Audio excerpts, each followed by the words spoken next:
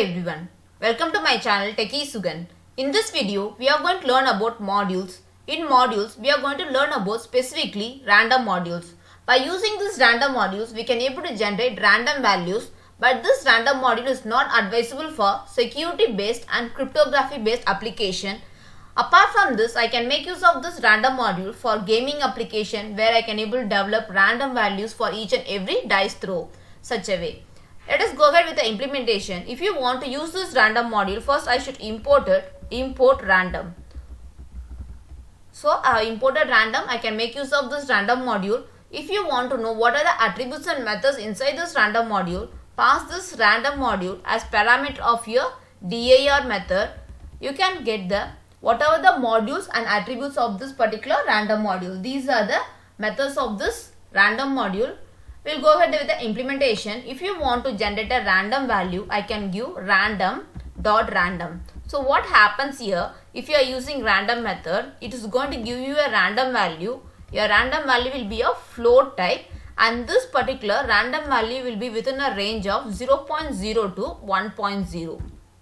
Clear? So if you are using random.random, a random value is going to be generated within a given range. If I want to give some range here, I can make use of one more method, random.uniform. If I am using random.uniform, I can give a range of value. For example, let me give 10, 20. So it is going to display you a float value within a given range 10 to 20. If I am executing it, you can notice that a float value within a given range will be displayed for each and every execution. And I want an integer value to be displayed. I don't want float value. I want an integer value so that I can make use of random.random and let me give a range value. Let me give 1 to 10. It is going to throw you a integer value within a given range. So integer value between 1 to 10 is going to be thrown. Clear with random.random? And next, there is one more method called random.randrange. This randrange method accepts three parameters. Your first parameter is your start value, your second parameter is your end value, and next parameter is your step value. This is similar to your for loop. Your first is your start value and your next parameter is your end value. If your end value is given as 10, it will go till 10 minus 1 and your step value is given as 2. So what is the range of value that has a probability of occurring? The starting range is 1 followed by next step 2 steps. So 3, 5, 7 and 9. A range of a probability of occurrences, only these value can occur. The reason is since my step value is 2, a range of value from 10 to 9 will be displayed and with a step value 2 for each and every execution. If at all you want to have an even set of number, start your value with 2. Now what happens here? It will display an even set of number such a way 2, 4, 6, 8. It will never include 10. It will start with 2. It will display any value. There is a probability of occurrence of any random value within this particular list. I hope so you are clear with the difference between randint and randrange. And the next method whatever we are going to say is choice method. By using this choice method, we are going to pick a value from the list. Let us assume there is a list called result.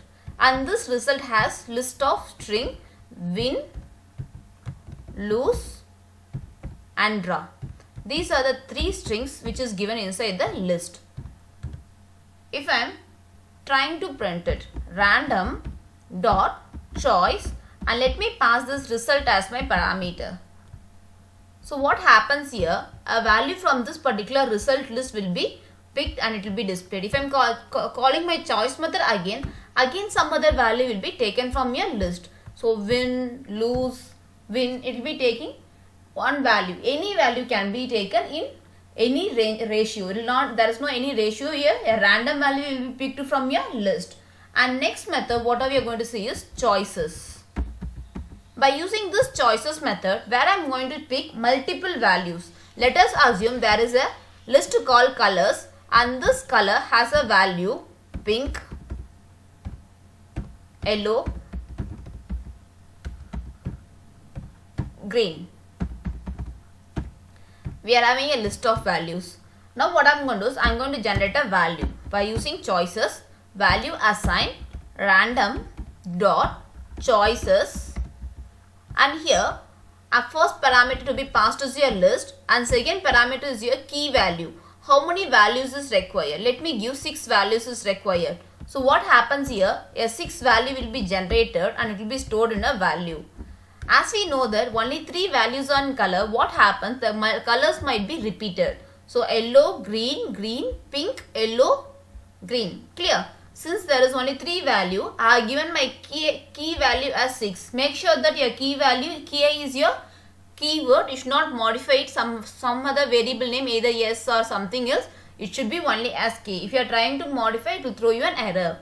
Clear? Such a way I can able to pick the color. The number of key values, group of values can be formed by using these choices. If you want to customize the occurrence of each and every value, maximum pink can occur 3 times. Yellow can occur 3 times. Green can occur 3 times. If I am going to give some condition like this, I can give by using adding one more parameter to these choices by using weights. Weights assign. Just a minute. Weight assign. Here in this list, let me give pink can occur twice, yellow can occur twice, green can occur twice. I given this parameter. If I execute this, let me execute this one and let me print your value here.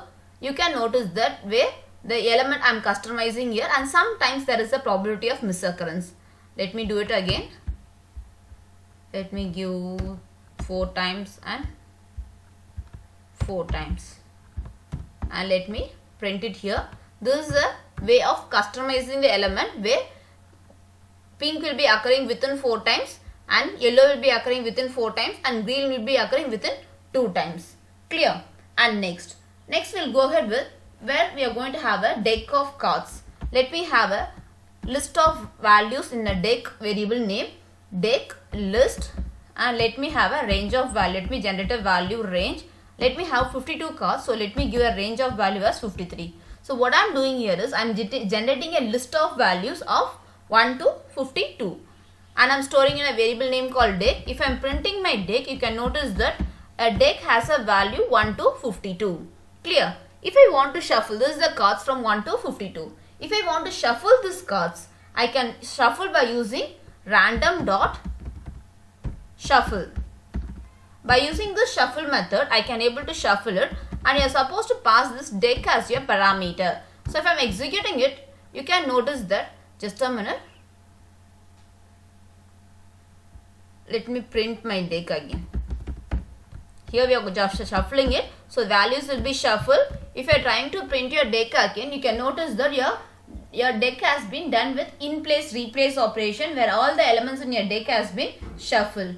If you want to take any unique values, any 10 unique cards from this deck, I can make use of one more method, that is nothing but the method called sample, and let me pass my list name, that is deck, and let me pass my key value. I want 10 values and this 10 values will be unique.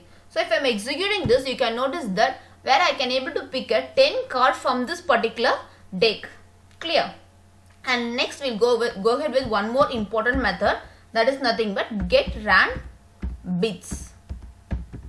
By using this get ran bits, I am going to pass one parameter, that is nothing but my k value. Depending upon this k value, it will take a range. For example, let us assume that your k value is 3. The minimum number of bits is 3 bits will be minimum. So minimum, if k value is 3, I am going to have a 3 off bits. So minimum value is 0. If k value is 3, I will have a 3 on bits. So the maximum value will be 7. I hope so you are clear with this one. Let me give one more example. If my k value is 4, I will be having 4 minimum of bits, so 0, and maximum I will be having 4 on bits. So your maximum value is 15. Clear? Now we are going to make use of this get ran bits. So random dot, and I will be using get ran bits here, and I will pass my k value as 3. So what happens here, a random value will be generated starting range of 0 to 7. You can notice that whenever you are executing, it will never exceed this 0 to 7. If you are passing here get random's value as 4, you can notice that it will take a range of value from 0 to 15. Clear? I hope so you are clear with random module and how to implement random module, and we have seen with few methods inside it. If at all you have any doubt, please ping me. I'll clarify your doubt. If you like this video, please subscribe to my channel and click the bell icon. Thank you.